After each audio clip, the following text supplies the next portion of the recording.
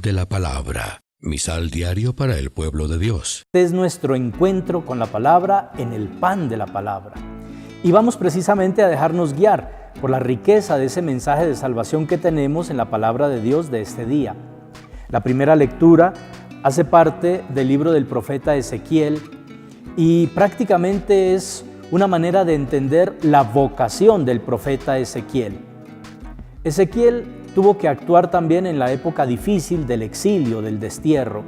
Comparte con su pueblo esa humillación terrible de haber sido invadidos, llevados en deportación, en destierro, y tener que denunciar, como lo debe hacer él, la situación de pecado que llevó a la destrucción, que llevó a verse humillado de esa manera.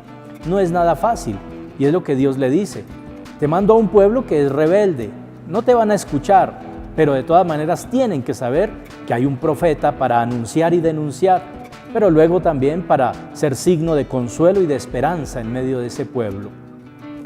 Dentro de la vocación del profeta Ezequiel, un detalle muy interesante es que el profeta tiene que engullir el rollo de la Torá, es decir, la palabra, nutrirse de la palabra de Dios para poder luego comunicar ese mensaje de Dios.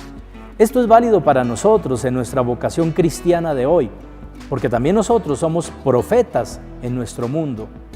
Y no podemos anunciar el proyecto de Dios ni denunciar aquello que es contrario al proyecto de Dios si primero no nos nutrimos de ese pan de vida eterna que es la palabra misma de Dios, que es Cristo mismo en su palabra. Por eso le pedimos en este día al Señor que nos dé hambre y sed de su palabra, para que como el profeta Ezequiel sintamos la dulzura de esa palabra, aunque también provoca ardor en las entrañas, porque es una palabra que interpela, que compromete, que nos mueve al compromiso con los hermanos. El Evangelio, por su parte, en el texto de Mateo que se escuchaba, que se proclama en este día, nos recuerda cómo Jesús pone como modelo de actitud para entrar en el reino de Dios a los niños, a los pequeños, a los humildes.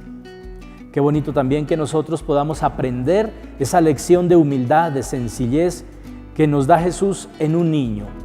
Era algo inusual, insólito, proponer como modelo de vida a un niño que en esa época, en tiempos de Jesús, no contaba, el niño no contaba, no tenía, diríamos nosotros, posibilidad de hacer valer sus derechos. Y sin embargo, Jesús, de esa manera tan novedosa y casi revolucionaria, pone en medio de la comunidad al niño como modelo de fe, de actitud de apertura y confianza en Dios para entrar en su reino.